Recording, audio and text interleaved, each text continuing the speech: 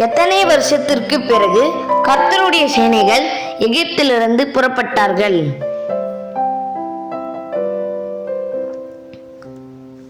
ஏ 300 வருடம், பி 400 வருடம், சி 420 வருடம், டி 430 வருடம்.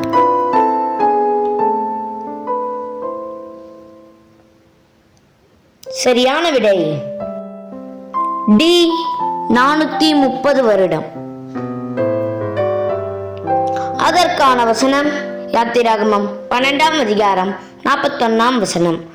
430 வருஷம் முடிந்த அன்றைய தினமே கர்த்தருடைய சேனைகள் எல்லாம் எகிப்து தேசத்திலிருந்து புறப்பட்டது.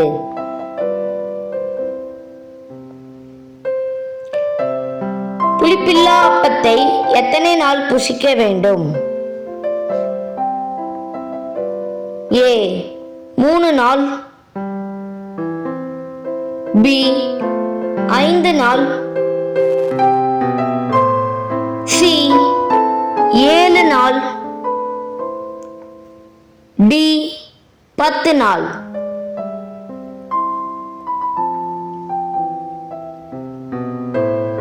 சரியான விடை சி 7 நாள். அதற்கான வசனம் யாத்திராகமம் 12ஆம் அதிகாரம் 15ஆம் வசனம். புளிப்பில்லா அப்பத்தை 7 நாள் அளவும் புசிக்க கடவீர்கள். 1ஆம் நாளில் தானே புளித்த மாவை உங்கள் வீடுகளிலிருந்து நீக்க வேண்டும். 1ஆம் நாள் தொடங்கி 7ஆம் நாள் வரைக்கும் புளித்த அப்பம் புசிக்கிறவன் எவனோ அந்த ஆத்துமா இஸ்ரவேலிலிருந்து அறுப்புண்டு போவான். 12 நீரூற்றுகளும் 70 பேரீச்ச மரங்களும் காணப்பட்ட இடம் எது?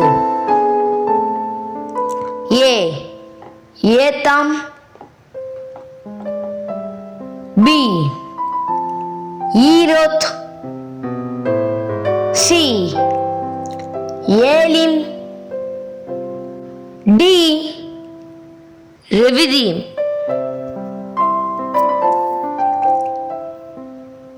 சரியான விடை சி ஏலிம். அதற்கான வசனம் யாத்திராகமம் 15ஆம் அதிகாரம் 27ஆம் வசனம். பின்பு அவர்கள் ஏலிமுக்கு வந்தார்கள். அங்கே 12 நீரூற்றுகளும் 70 பேரீச்ச மரங்களும் இருந்தது. அங்கே தண்ணீர் அருகே பாளையம் இறங்கினார்கள். நானே உன் பரிகாரியாகிய கர்த்தர் என்ற வார்த்தை இடம்பெற்றுள்ள அதிகாரம் வசனம் என்ன? ஏ யாத்திராகமம் 15ஆம் அதிகாரம் 26ஆம் வசனம், பி யாத்திராகமம் 15ஆம் அதிகாரம் 22ஆம் வசனம், சி யாத்திராகமம் 15ஆம் அதிகாரம் 23ஆம் வசனம், டி யாத்திராகமம் 15ஆம் அதிகாரம் 25ஆம் வசனம். சரியான விடை ஏ யாத்திராகமம் 15ஆம் அதிகாரம் 26ஆம் வசனம். அதற்கான வசனம் யாத்திராகமம் 15ஆம் அதிகாரம் 26ஆம் வசனம். நீ உன் தேவனாகிய கர்த்தரின் சத்தத்தை கவனமாய் கேட்டு அவர் பார்வைக்கு செம்மையானவைகளை செய்து அவர் கட்டளைகளுக்கு செவி கொடுத்து அவருடைய நியமங்கள் யாவையும் கை கொண்டால் நான் எகிப்தியருக்கு வரப்பண்ணின வியாதிகளில் ஒன்றையும் உனக்கு வரப்பண்ணேன். நானே உன் பரிகாரியாகிய கர்த்தர் என்றார். காலையில் மன்னா, மாலையில் காடை முதலில் எந்த வனாந்தரத்தில் புசித்தார்கள்? A Shur, B Etham, C Sin, D Rephidim. சரியான விடை சி சீன். அதற்கான வசனம் யாத்திராகமம் 16ஆம் அதிகாரம் 1ஆம் வசனம். இஸ்ரவேல் புத்திரராகிய சபையார் எல்லோரும் ஏலிமை விட்டு பிரயாணம் பண்ணி எகிப்து தேசத்திலிருந்து புறப்பட்ட 2ஆம் மாதம் 15ஆம் தேதியிலே ஏலிமுக்கும் சீனாய்க்கும் நடுவே இருக்கிற சீன் வனாந்தரத்தில் சேர்ந்தார்கள். யாத்திராகமம் 16ஆம் அதிகாரம் 13ஆம் வசனம். சாயங்காலத்தில் காடைகள் வந்து விழுந்து பாளையத்தை மூடிக்கொண்டது. விடியற் காலத்தில் பாளையத்தை சுற்றி பனி பெய்ந்திருந்தது. யாத்திராகமம் 16ஆம் அதிகாரம் 14ஆம் வசனம். பெய்ந்திருந்த பனி நீங்கின பின் இதோ வனாந்தரத்தின் மீதெங்கும் உருச்சியான ஒரு சிறிய வஸ்து உறைந்த பனி கட்டி பொடியத்தனையாய் தரையின் மேல் கிடந்தது. யாத்திராகமம் 16ஆம் அதிகாரம் 31ஆம் வசனம். இஸ்ரவேல் வம்சத்தார் அதற்கு மன்னா என்று பெயரிட்டார்கள். அது கொத்துமல்லி அளவாயும் வெண்மை நிறமாயும் இருந்தது. அதன் ருசி தேனிட்ட பணிகாரத்திற்கு ஒப்பாயிருந்தது.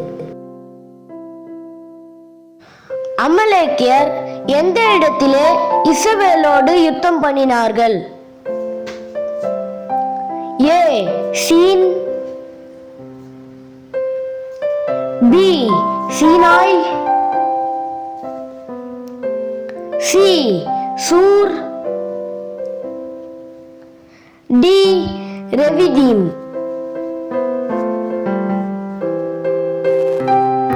சரியான விடை டி ரெவிதீம். அதற்கான வசனம் யாத்திராகமம் 17ஆம் அதிகாரம் 8ஆம் வசனம். அமலேக்கியர் வந்து ரெவிதீம்ல இஸ்ரவேலோட யுத்தம் பண்ணினார்கள். யோசேப்பின் எலும்புகளை எடுத்து சென்றது யார்? ஏ மோசே, பி ஊர், சி எப்பிராயிம், டி மனாசே.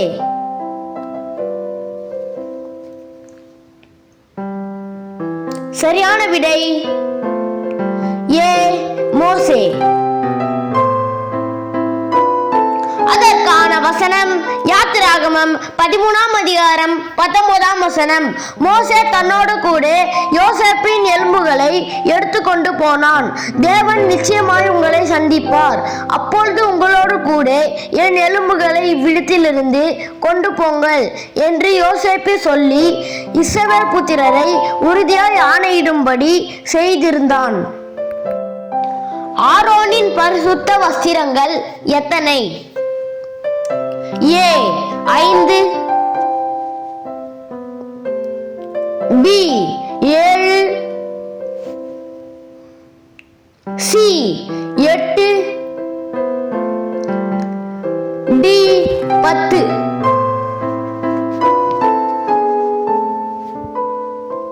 சரியான விடை டி 10.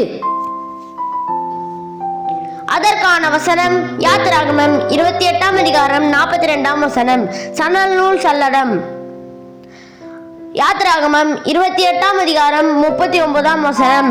சணல் நூல் அங்கி. யாத்திராகமம் 28ஆம் அதிகாரம் 39ஆம் வசனம். இடைக்கச்சை. யாத்திராகமம் 28ஆம் அதிகாரம் 39ஆம் வசனம். பாகை. யாத்திராகமம் 28ஆம் அதிகாரம் 36, 37 வசனங்கள். பொற்பட்டம். யாத்திராகமம் 28ஆம் அதிகாரம் 31ஆம் வசனம். ஏபோத்தின் கீழங்கி.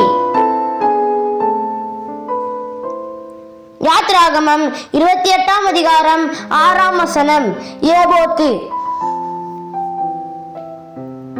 யாத்திராகமம் 28ஆம் அதிகாரம் 8ஆம் வசனம். ஏபோத்தின் விசித்திரமான கச்சை. யாத்திராகமம் 28ஆம் அதிகாரம் 15ஆம் வசனம். நியாயவிதி மார்பதக்கம். யாத்திராகமம் 28ஆம் அதிகாரம் 9ஆம் வசனம். 2 கோமேதக கற்கள்.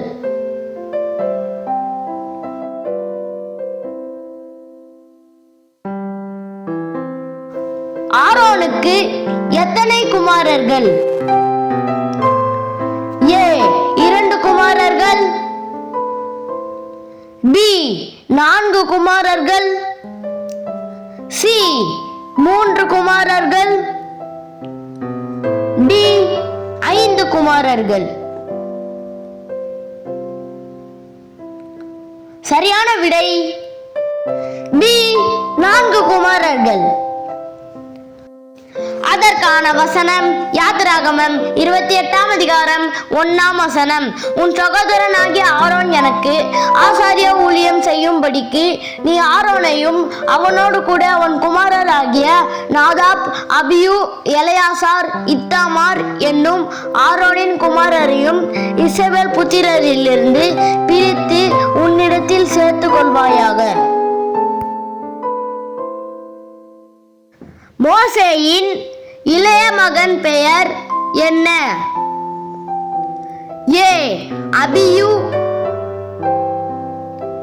B. Gershom, C. Eliezer, D. Nadab.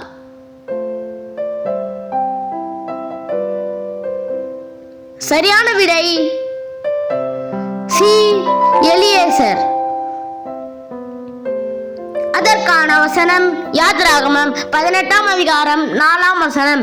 என் பிதாவின் தேவன் எனக்கு துணை நின்று பார்வோனின் பட்டயத்துக்கு என்னை தப்புவித்தார் என்று சொல்லி மற்றவனுக்கு எலியேசர் என்று பெயரிட்டிருந்தான்.